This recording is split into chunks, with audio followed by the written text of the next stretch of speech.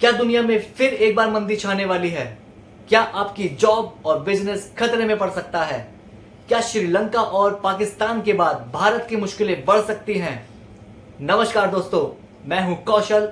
स्वागत है आपका टॉक ऑन फैक्ट पर। आज हम बात करेंगे इन्हीं सब मुद्दों पर, तो वीडियो को अंत तक जरूर देखें।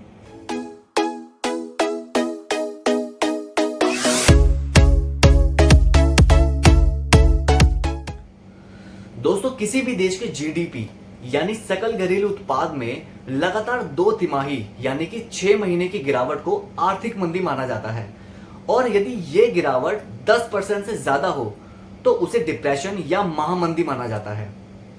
दोस्तों, आर्थिक मंदी का आना लगभग तय है और इसकी सबसे बड़ी वजह पूरे विश्व में आसमान को छूती महंगाई है।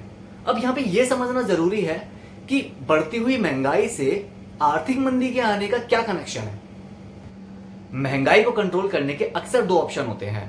पहला, जिन चीजों की वजह से महंगाई बढ़ रही है उनकी सप्लाई बढ़ा दी जाए, और दूसरा, किसी भी तरह से उनकी डिमांड को कम करा दिया जाए। लेकिन यहां दोनों ही कंडीशंस फिलहाल चिंता का विषय हैं, क्योंकि रशिया यूक्रेन युद्ध की वजह से कच्चे तेल की सप्लाई में काफी कमी आ रही है, काफी परेशानी हो रही है, जिसकी वजह से कच्चे तेल के दाम बढ़ रहे हैं। दोस्तों, कच्चे तेल के दाम बढ़ने से बाकी चीजों के दामों पर भी बहुत इफेक्ट पड़ता है, खासा असर होता है। अब बचता है दूसरा ऑप्शन, यानी किसी भी तरह से डिमांड में कमी लाई जा सके। अब इसमें सेंट्रल बैंक्स लगातार ब्याज दरें बढ़ा रहे हैं। अब किसी भी चीज पर पहले से ज्यादा टैक्स देना होगा तो उसकी डिमांड में कमी आएगी। डिमांड में कमी आने की वजह से उसका प्राइस यानी कि उसके दाम गिरेंगे, और दाम गिरने से महंगाई कंट्रोल की जा सकेगी। अक्सर यह प्रक्रिया धीरे धीरे लागू की जाती है, लेकिन क्योंकि महंगाई अपने रिकॉर्ड हाई पर है, इसलिए सेंट्रल बैंक जल्दी जल्दी ब्याज दरें बढ़ा रहे हैं, जिसकी वजह से ग्रोथ पर इसका खासा असर पड़ेगा। चीजों की डिमांड बहुत तेजी से कम होगी। डिमांड कम होने की वजह से प्रोडक्शन कम होगी और सप्लाई पर भी इसका खासा असर पड़ेगा। कंपनीज अपने खर्चों को कंट्रोल करेगी, जिसकी वजह से लोगों की नौकरियां और बिजनेस खतरे में आ सकते हैं। आपने देखा होगा कि पिछले कुछ महीनों में आपके घर का बजट काफी बढ़ गया है। आप रोजमर्रा की जरूरतों की चीजों पे पहले से कई ज्यादा खर्च कर रहे होंगे।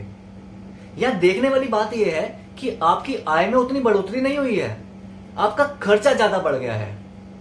इन सब की वजह है भारत में इस समय होलसेल प्राइस इंडेक्स यानी थोक महंगाई दर पिछले 30 वर्षों में सबसे ज्यादा है। खाने पीने की चीजों और कच्चा तेल के दाम बढ़ने से इसी साल मई में होलसेल प्राइस इंडेक्स 15.88% के रिकॉर्ड स्तर पर पहुंच गया।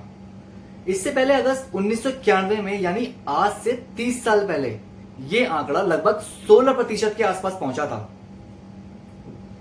फरवरी से अप्रैल 2022 के महीनों के बीच भारत में सब्जियों के दामों में लगभग 23% का इजाफा हुआ है। यानी किसी सब्जी को खरीदने के लिए अगर आप पहले 100 रुपए खर्च करते थे तो अब आपको उसके लिए 123 रुपए की कीमत चुकानी होगी।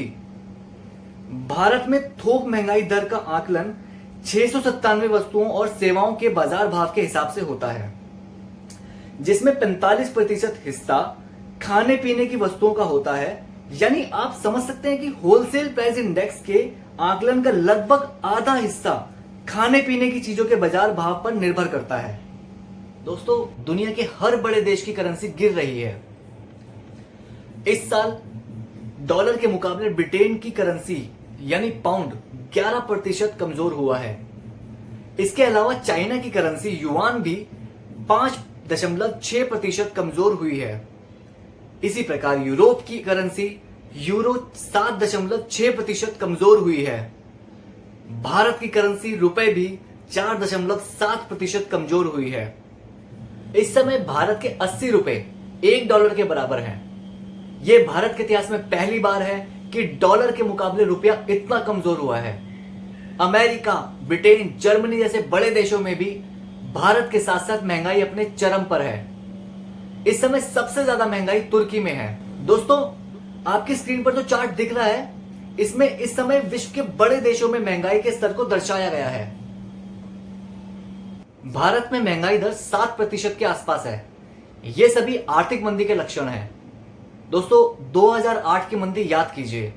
अगर आर्थिक मंदी आई तो आपकी नौकरी हो या व्यापार, छोटा हो या बड़ा, सब खतरे में पड़ जाएगा। दोस्तों, यहां से घबराने वाली कोई बात नहीं है, बस थोड़ा ज्यादा सोचने की जरूरत है। ये पहली और आखिरी मंदी नहीं है। इससे पहले अमेरिका में 14 बार रिसेशन हुआ है, यानी 14 बार आर्थिक मंदी का दौर आया है और हर बार हर तरीके की मार्केट में वहां तेजी दर्ज की गई है। NBER की रिपोर्ट के अनुसार साल 1945 से साल 2009 के बीच में दुनिया में आई आर्थिक मंदी औसतन 11 महीने चली है। कोरोना काल में हमने भयानक मंदी को देखा और उससे हमने बहुत जल्दी रिकवर भी कर लिया। अगर बात करें उस समय की स्टॉक मार्केट की, तो निफ्टी में मार्च 2020 में 7,500 का लो दर्ज किया गया, लेकिन निफ्टी ने वहां से 18,500 से भी ऊपर का हाई बनाया। दोस्तों, जैसा कि मैंने कहा, इस मंदी से घबराने वाली ऐसी कोई बात नहीं है, बस थोड़ा ज्यादा ध्यान देने की जरूरत है। इसलिए ज्यादा खर्च करने से बचें, जितना हो सके पैसा बचाएं, सेव करें, क्योंकि मंदी के समय यही सेविंग्स आपके सबसे ज्यादा काम आती है। तो दोस्तों, अंत में यही कहूंगा कि सीखने से सोचने का दायरा बढ़ता है और सोच के दायरे के बढ़ने से हम सही फैसले ले पाते हैं। तो सीखते रहिए हमारे साथ टॉक ऑन फैक्ट पर, जहां हम ऐसी ही महत्वपूर्ण जानकारियां, इंटरेस्टिंग फैक्ट्स, नॉलेज आप लोगों के साथ शेयर करते हैं, साझा करते हैं। हमारे साथ जुड़े रहने के लिए हमारे चैनल को सब्सक्राइब कीजिए और अगर ये जानकारी आपको अच्छी लगी तो प्लीज इसे लाइक कीजिए, शेयर कीजिए। वीडियो को अंत तक देखने के लिए धन्यवाद।